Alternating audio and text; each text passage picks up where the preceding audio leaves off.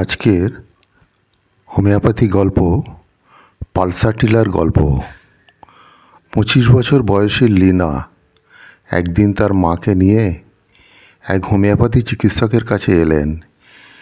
লীনার মুখে ম্লান হাসি, চোখে অশ্রুর আভা এবং গলায় স্পষ্ট মন খারাপের ছাপ। ডাক্তারবাবু জিজ্ঞাসা করলেন, বলুন কি সমস্যা হচ্ছে আপনার? নীলা বলল, ডাক্তারবাবু, আমি কিছুদিন ধরে খুব অস্থিরতা বোধ করছি। প্রায়ই কান্না আসে, কিন্তু কোনো কারণ খুঁজে পাই না। মনে হয় সবাই আমাকে বুঝতে পারছে না। মাঝে মাঝে খুব একা মনে হয়। মার সঙ্গে সবসময় থাকতে ভালো লাগে, কিন্তু যখন বাইরে বেরোতে হয় অস্থির লাগতে শুরু করে। ডাক্তারবাবু নরম গলায় বললেন, শুধু মানসিকভাবেই নয়, শারীরিক কোনো সমস্যা হচ্ছে কি? নীলা মাথা নিচু করে বলল, আমার মাসিকের সমস্যা হচ্ছে। মাসিকের রক্তপাত কখনো বেশি হয়, কখনো একদম কম। সেই সময় কোমরে আর তলপেটে ব্যথা হয়। ঠান্ডা বাতাস লাগলে ব্যথা আরও বেড়ে যায়। তবে এক জায়গায় বসে থাকলে বেশি অস্বস্তি লাগে। চলাফেরা করলে একটু আরাম লাগে। ডাক্তারবাবু জানতে চাইলেন, ঘুম আর খাওয়ার অবস্থা কী? লীনা বলল, খাওয়ায় রুচি কমে গেছে, তবে মাঝে মাঝে অদ্ভুত কিছু খেতে ইচ্ছা করে, যেমন মিষ্টি বা ফল। কিছু খাওয়ার পর খুব তৃপ্তি পাই না, আর ঘুমও খুব হালকা। সামান্য শব্দে ঘুম ভেঙে যায়।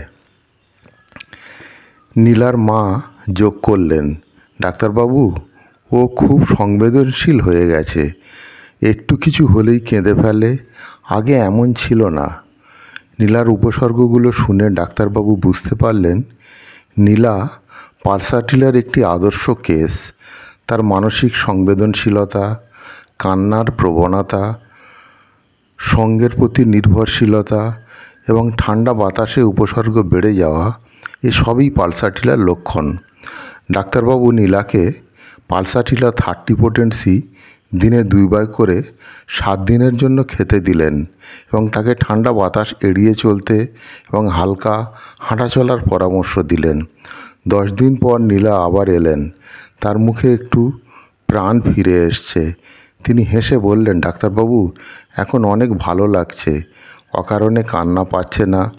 মনের মধ্যে অনেক হালকা লাগছে। মাসিকের সময়ও তেমন ব্যথা হয়নি।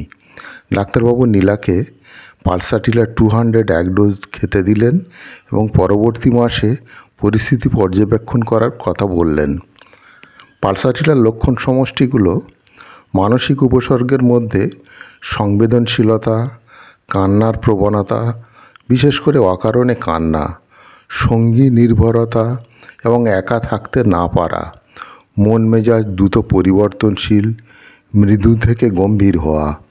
শারীরিক উপসর্গগুলোর মধ্যে অনিয়মিত মাসিক, রক্তপাত কম বা বেশি, তলপেটে এবং কোমরে ব্যথা যা চলাফেরায় কমে যায়, ঠান্ডা বাতাস বা ঠান্ডা পরিবেশের সমস্যা বেড়ে যাওয়া, খাবারের রুচি কমে যাওয়া, তবে মিষ্টি বা ফলের প্রতি আকর্ষণ। অন্যান্য লক্ষণের মধ্যে হালকা ঘুম, সামান্য শব্দে ঘুম ভেঙে যাওয়া, শুষ্ক ত্বক, ঠান্ডা পরিবেশে অসুবিধা, চলাফেরা করলে উপসর্গ কমে যায়, বিশ্রামে বাড়ে। এই গল্পে নীলার মাধ্যমে পালসাটিলার মানসিক এবং শারীরিক লক্ষণ স্পষ্টভাবে ফুটে তোলার চেষ্টা করা হয়েছে। পালসাটিলার বৈশিষ্ট্য অনুযায়ী রোগী মানসিকভাবে সংবেদনশীল এবং শারীরিক উপসর্গগুলো চলাফেরায় আরাম পায়।